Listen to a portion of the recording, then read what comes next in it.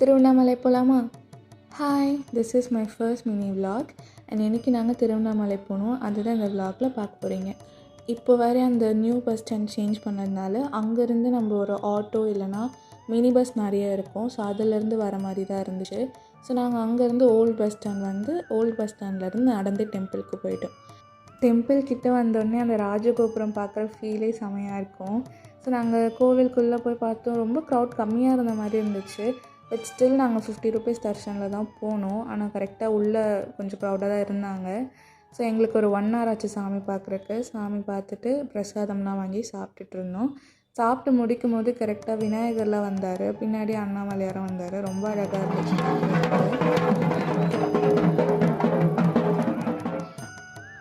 தென் நாங்கள் கொஞ்சம் ஃபோட்டோஸ் வீடியோஸ்லாம் எடுத்துகிட்டு இருந்தோம்.